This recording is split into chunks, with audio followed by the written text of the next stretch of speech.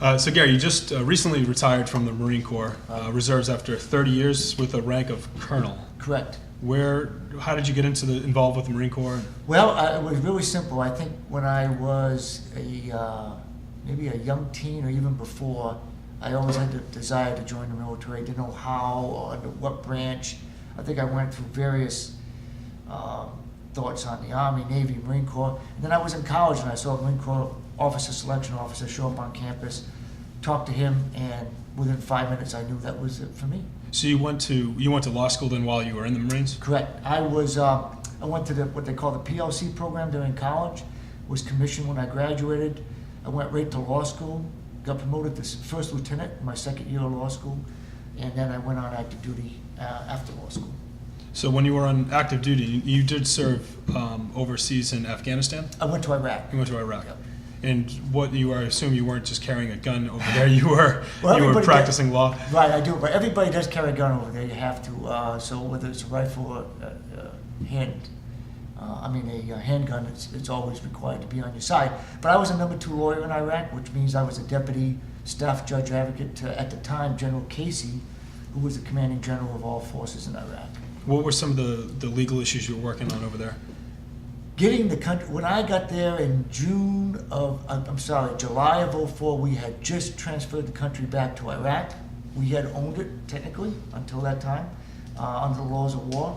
And we gave it back to Iraq, and it was all about putting a country together that had never seen any semblance of democracy or the participation of people in government. And you were over there for how long? 6 months. 6 months. What were the conditions like when you were there? It was still chaos back then, right? It was. In fact, it got worse when I was there. When I first arrived in the country, you could actually drive through Baghdad in an SUV. You might take your life into your hand, but you could do it and still survive. But as time progressed, it got worse and worse, where you could not drive without a bombing Humvee. Between IEDs, shootings, that type of thing. And when I was there, the particular weapon of choice was the car bomb, the V-bed. So.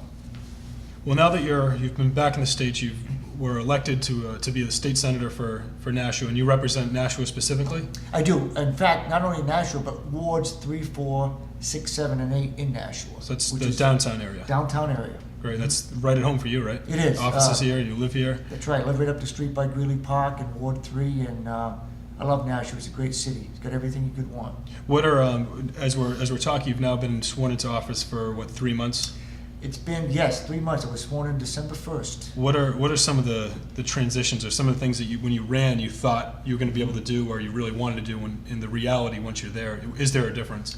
Well, actually, I'm impressed more with what we're able to do than I thought I would be able to do. There's only 24 senators in New Hampshire. We have the smallest state senate.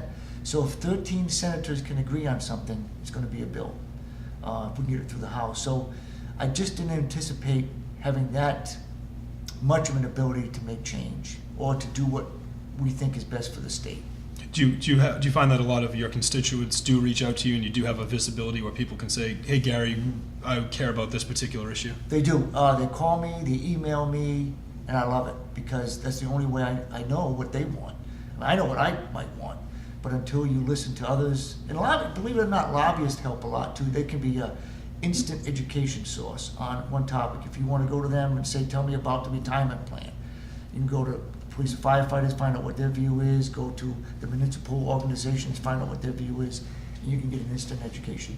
And as a senator, there's only 24, but there's 400 state reps, right. And anyone can file a bill. And they do. And they do.